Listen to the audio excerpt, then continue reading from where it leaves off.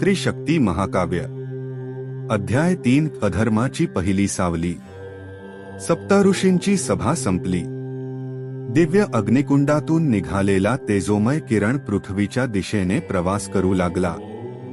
त्याचा प्रकाश डोळ्यांनी दिसणारा नव्हता, तो केवळ सत्याचा शोध घेणाऱ्या आत्म्यांना जाणवणारा होता। पण विश्वात एक नियम आहे, जिथे प्रकाश जन्माला येतो तिथे अंधारही त्याची चाहूल घेतो।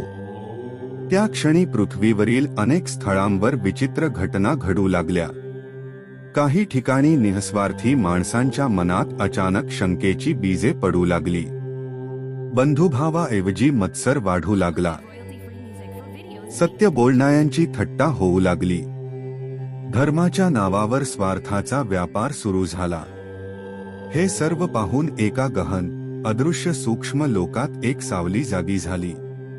ती कोणताही मनुष्य नव्हती, ती कोणताही राक्षस नव्हती, ती होती अधर्माची चेतना। युगानुयुगे मानवाच्या लोभ, क्रोध, मत्सर, अहंकार आणि अन्यायातून पोसली गेलेली एक सूक्ष्म शक्ती। तिला स्वतःचे शरीर नव्हते, ती मनात प्रवेश करीत असे, ती शब्दांना विष देत असे, ती सत्याला संशयात बदलत असे। ती म्हणाली, प्रकाश पुन्हा येणार आहे, मग मला आधीच तयार व्हावे लागेल। क्षणात तिच्या सभोवती असंख्य काळे धुरकट प्रवाह निर्माण झाले। प्रत्येक प्रवाह एका दुर्गुणाचे प्रतीक होता। लोभ, अहंकार, मत्सर, भीती, फसवणूक, क्रौर्य, सर्व प्रवाह तिच्यात विलीन झाले। त्या सावलीने एक संकल्प केला, धर्माचा रक्षक जन्म घेण्यापूर्वीच मी मानवाच्या मनावर राज्य करीन। त्याच वेळी कैलासावर ध्यानस्थ असलेल्या भगवान महादेवांनी पुन्हा डोळे उघडले।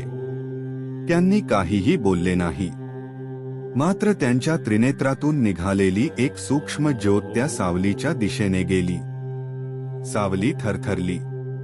ती प्रथमच घाबरली, कारण तिला जाणवले, विश्व तिला पाहत आहे। माता पार्वती मंद स्मित करून म्हणाल्या, नाथ, अंधार स्वतःला अमर समजतो। महादेव उत्तरले, अंधाराचे अस्तित्व प्रकाशाच्या अभावामुळे असते। प्रकाश प्रकट झाला की अंधाराला स्वतःहून मागे हटावे लागते। इतक्यात दूर पृथ्वीवर, दाट जंगलात, एका प्राचीन आश्रमात शेकडो वर्षे अखंड तपश्चर्या करणारे एक महान योगी समाधीतून जागे झाले। त्यांच्या चेहऱ्यावर विलक्षण तेज होते। त्यांनी आकाशाकडे पाहिले। त्यांच्या ओठांवरून फक्त एकच वाक्य बाहेर पडले, वेळ आली आहे। आता मला त्या बालकाची वाट पाहायची नाही, मला त्याच्या आगमनाची भूमी तयार करायची आहे। हे बोलून त्यांनी आपल्या कमंडलूतून पाण्याचे 3 थेंब भूमीवर अर्पण केले। ज्या क्षणी ते 3 थेंब पृथ्वीला स्पर्शून गेले, त्या क्षणी 3 वेगवेगळ्या दिशांना 3 दिव्य प्रकाशरेषा धावू लागल्या।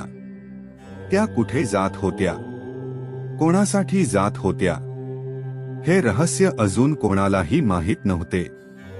पण काळाने आपल्या अदृश्य ग्रंथात पुढील पान उघडले होते, आणि त्या पानावर लिहिले होते, त्रिशक्तीचा प्रवास आता आरंभ झाला आहे। अध्याय 3 समाप्त।